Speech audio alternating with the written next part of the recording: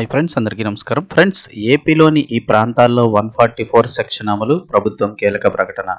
అసలు ఏం జరిగింది, ఏంటి వివరాలు తెలుసుకుందాము. వీడియో పూర్తిగా చూడండి, అలాగే తప్పకుండా లైక్ చేయండి. మరిన్ని అప్డేట్స్ కోసం ఛానల్ని సబ్స్క్రైబ్ చేసుకోండి. ప్రభుత్వం నుంచి వచ్చే ముఖ్యమైన అప్డేట్స్ అన్నీ కూడా ఎప్పటికప్పుడు మన ఛానల్ ద్వారా మీకు ముందుగానే తెలియచేయడం జరుగుతుంది. ఇంక వివరాల్లోకి వెళ్ళిపోదాము. ఇంకో 2 రోజుల్లో తెలుగు లోగిళ్లలో సంక్రాంతి పండుగ సందడి నెలకొనబోతోంది. దీనికోసం 2 తెలుగు రాష్ట్రాలు సిద్ధమవుతున్నాయి. ఇంటి ముందు రంగవల్లులు, కోడిపందాలు, గంగిరెద్దుల ఆటలతో వారం రోజుల పాటు ఆంధ్రప్రదేశ్, తెలంగాణలో పండగ కోలాహలం ఏర్పడనుంది. తెలుగువారికి సంక్రాంతి పెద్ద పండుగని అందరికీ తెలుసు. కుటుంబ సభ్యుల మధ్య ఆనందోత్సాహాలతో ఈ పండుగ జరుపుకోవడానికి అందరూ ఇప్పుడు స్వస్థలాలకు తరలి వెళ్లడం ఆనవాయితీ.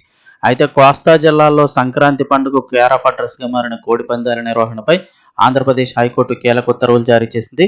నిర్వాహకులకు బిగ్ షాక్ ఇచ్చింది. జోదం, జంతుహింస నిరోధక చట్టాలను కఠినంగా అమలు చేయాలని ఆయా జిల్లా అధికార పోలీసు యంత్రాంగాన్ని ఆదేశించింది.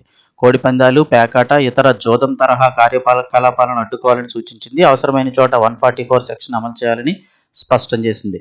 జంతుహింస నిరోధక చట్టం 1960, జోదం నిరోధక చట్టం 1974ను కఠినంగా అమలు చేయాలని తెలిపింది. దీనికోసం ఆయా జిల్లాల్లోని అన్ని మండలాల్లో ప్రత్యేకంగా ఆకస్మిక తనిఖీలు చేపట్టాలని, దీనికోసం ప్రత్యేకంగా బృందాలను సైతం ఏర్పాటు చేయాలని హైకోర్టు ఆదేశించింది.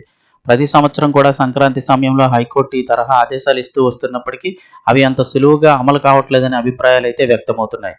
ముఖ్యంగా కాకినాడ, తూర్పుగోదావరి, పశ్చిమ గోదావరి, ఏలూరు, కృష్ణా, ఎన్టీఆర్ జిల్లాల్లో ప్రతి సంక్రాంతికి జోరుగా సాగి కోడిపందాలను తిలకించడానికి పొరుగు రాష్ట్రాల నుండి సైతం పెద్ద ఎత్తున ప్రజలు తరలి వస్తూ ఉంటారు.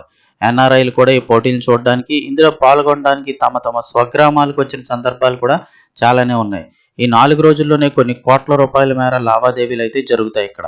మరి ఈసారి కూడా ప్రతి సంవత్సరంలాగే కోర్టు అయితే కనుక 144 సెక్షన్ అమలు చేయండి అవసరమైన చోట్లని ఆదేశాలు ఇచ్చింది. మరి ఈ సంవత్సరం ఏం జరుగుతుందో అయితే చూడాల్సి ఉంది.